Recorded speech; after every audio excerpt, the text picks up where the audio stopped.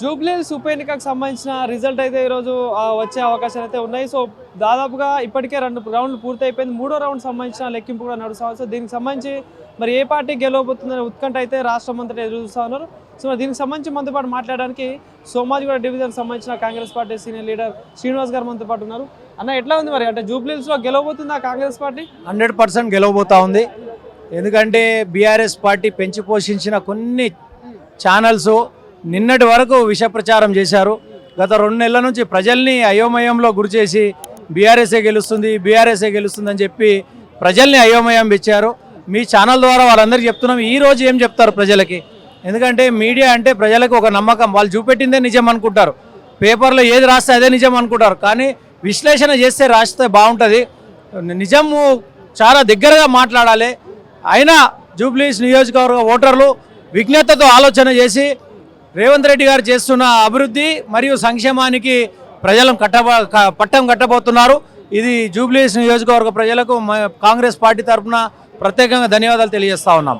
అంటే అయితే మొన్న ఓటింగ్ రోజు కూడా బీఆర్ఎస్ పార్టీకి సంబంధించిన వాళ్ళు అనేకమైన ఆరోపణలు చేస్తా ఉన్నారు. రిగ్గింగ్ చేసిళ్ళు, దొంగ ఓట్లు వేసుకున్నారని చెప్పేసి అనేక రకమైన ఆరోపణలు చేసిళ్ళు.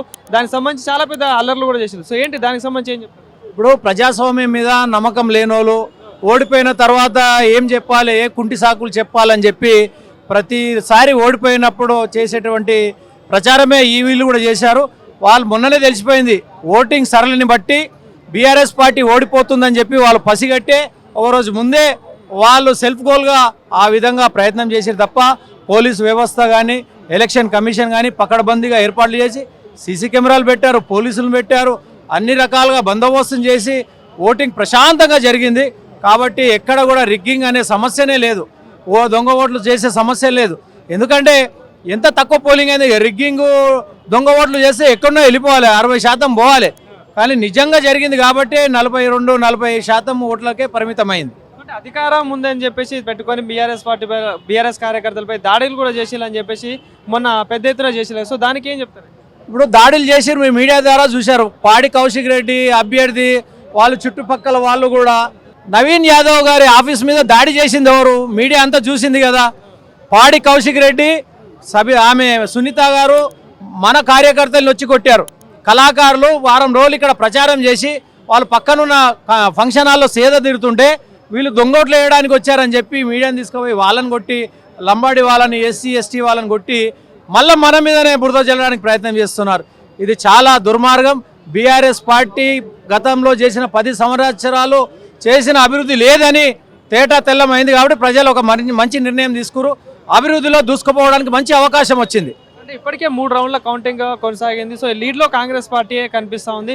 సో ఎట్లా చూడొచ్చు అంటారు? మెల్లమెల్లగా ఏదైతే చెప్పారో షేక్పేట్లో బీఆర్ఎస్ బ్రహ్మాండమైన మెజార్టీ వస్తుందని చెప్పారు. అక్కడనే మా అభ్యర్థి 11-1200 లీడ్ తీసుకున్నారు.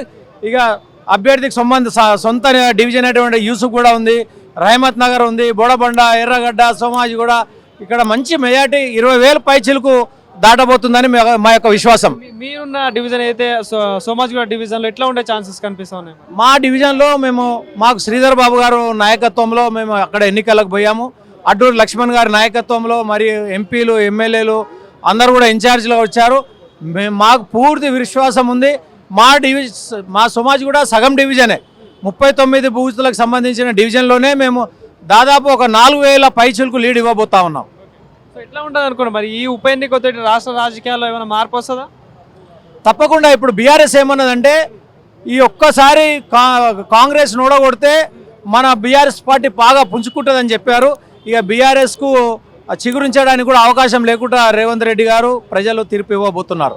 అంటే బీజేపీ చూసుకుంటే ఎట్లా కనిపిస్తుంది మరి? బీజేపీ అది గెలుపు మాదే అని చెప్పేసి అటు కిషన్ రెడ్డి కావచ్చు వీళ్ళందరూ ప్రచారంలో పెద్ద ఎత్తున మాట్లాడింది. సో మరి వాళ్ళకి సంబంధించిన ఓట్ల పరిస్థితి చూస్తూ ఉంటే ఏమనిపిస్తుంది? ఇప్పుడు బీజేపీ కేంద్ర మంత్రి ఆయన ప్రాతినిధ్యం వహిస్తున్నటువంటి జూబ్లీహిల్స్ నియోజకవర్గం సికింద్రాబాద్ పార్లమెంట్లో వస్తుంది. 10 సంవత్సరాలుగా 10 రూపాయలు దేనటువంటి కిషన్ రెడ్డి గారికి ఓట్లతో ప్రజలు చెంపదెబ్బ కొట్టారు. ఈ ఓట్లను చూసుకొని మన కిషన్ రెడ్డి గారు మరి ఏం సమాధానం ఇస్తో చెప్పాలి. 10 సంవత్సరాలు కేంద్ర మంత్రిగా ఇక్కడ ప్రాతినిధ్యం వహిస్తున్నటువంటి వ్యక్తికి ఇక్కడ డిపాజిట్ రాలేదంటే కేవలం వాళ్ళు హిందూ ముస్లింల మీద ఓటు చేసుకుంటున్నారు తప్ప అభివృద్ధి మీద ఓటు తీసుకోవట్లేదు అనే దానికి నిదర్శనం.